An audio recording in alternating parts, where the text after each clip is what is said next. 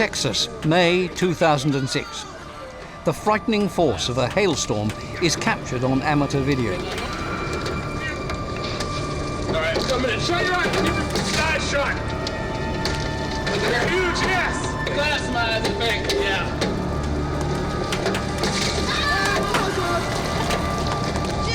What did we lose? Back window. Keep your eyes shut. Texas, Colorado, India, China, Austria. Hailstorms wreak terrible destruction wherever they strike. One of their main targets is the Alps. It's not as idyllic here as it looks. Even at the height of summer, the weather can change in an instant. As the sun beats down, a lot of moisture evaporates. Thermal winds along the steep valley sides carry the moisture upwards until it turns into clouds and hail forms. Hailstorms are particularly common in the Alps. The Styria region of southern Austria is particularly vulnerable.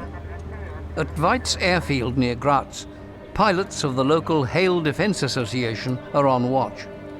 For Franz Gruber and his pilots, the boredom of waiting can suddenly turn into high tension. They must be able to reach the most distant part of their 1,800 square kilometre territory within minutes. Munich, July 1984. The temperature was over 37 degrees centigrade. Storm cells developed in the foothills of the Alps.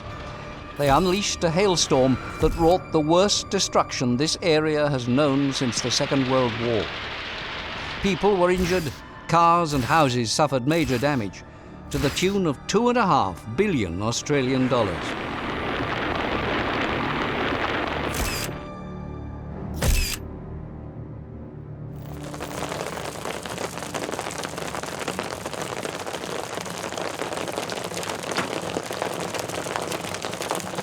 Surprisingly little research has been done in the past on the exact effects of rain and hail. Austrian scientists are now changing that. Experts at the Joanneum Research Centre in Graz are developing an instrument that will record exactly what is falling from the sky. To test it, they simulate both rain and hail. Wherever rain, snow or hail is falling, they can measure how big the hailstones are, their speed, and the force of their impact.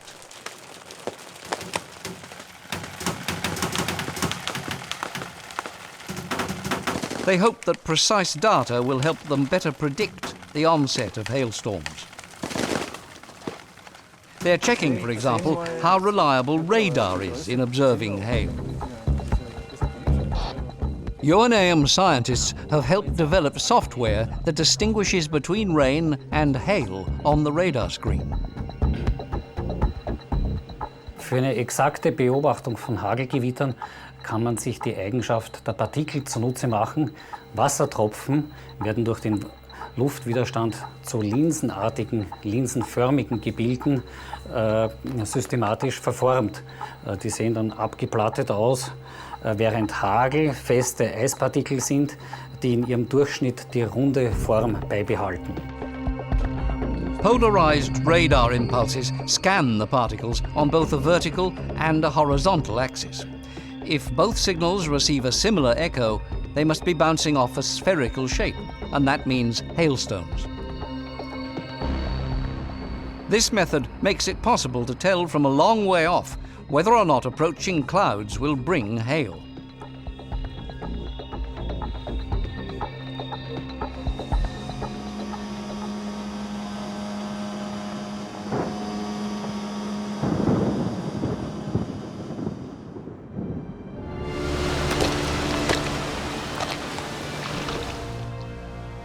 In the Alps, too, they don't know whether storms will come in the form of hail or as torrential downpours. It's determined by updrafts and the temperature. The results are often catastrophic. Climate change means more and more sudden and devastating rainstorms in the mountains. People are asking how much longer they will be able to live in the Alps.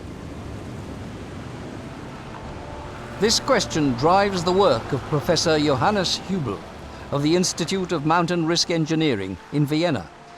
He and his team of engineers are trying to develop ways of defying the mountain weather. He knows that climate change is widening the gulf between dry areas where it hardly ever rains and the zones where it rains too much in too short a time.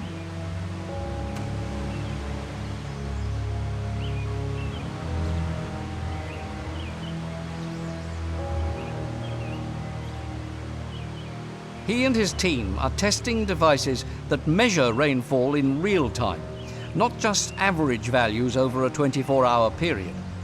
This is the only way of monitoring accurately the amount of damage that a rainstorm is doing, and of raising the alarm before the worst happens. Da kann es in 1 Kilometer, 2 Kilometer Entfernung kann staubtrocken sein und die Sonne scheinen. Und genau da über einen Fleck steht das Wetter halt.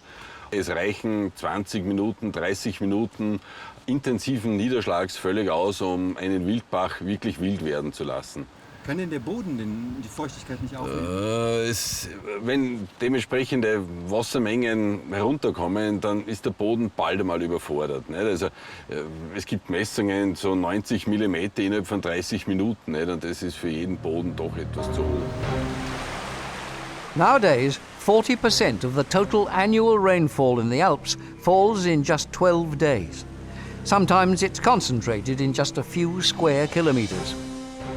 That's hundreds of liters an hour. Here at La Fernbach, near Hofgastein, Professor Hübel and his colleague Friedrich Zott are checking a structure their team has developed. They want to tame the storms and hold back the mudslides before they thunder into the valley.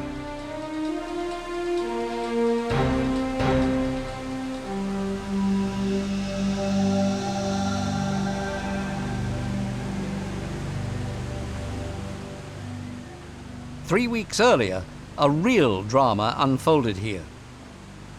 In just a few minutes, heavy rain mixed with hail caused a rock and mudslide that blocked the entire valley. The equivalent of hundreds of truckloads of earth was swept down from the mountains.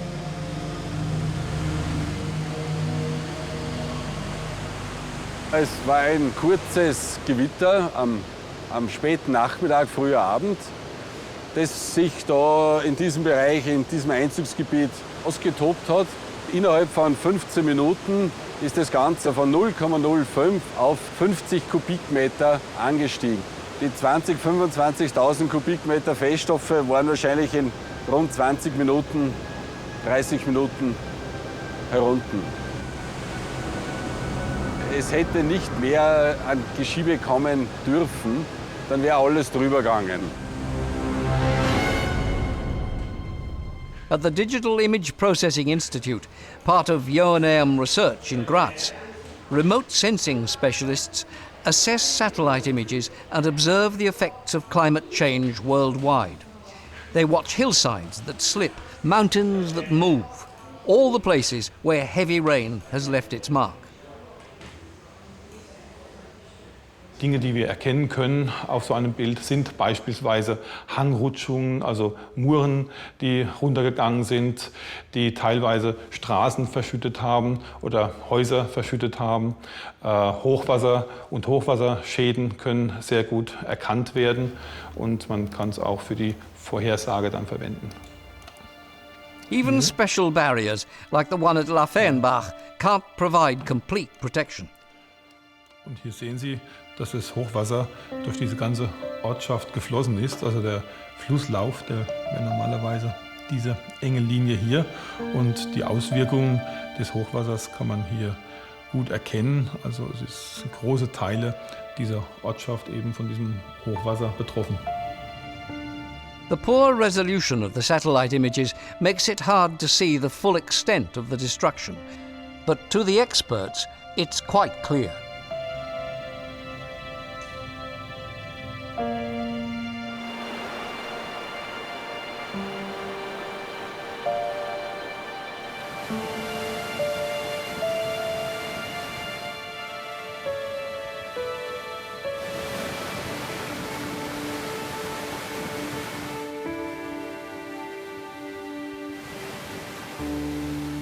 All over Austria, there are declared danger zones. But even in places where all new building is banned, there are people living whose families have been there for centuries. They're rarely prepared to leave. Österreich hat eigentlich nur zu einem geringen Teil eine Fläche, wo man problemlos siedeln kann.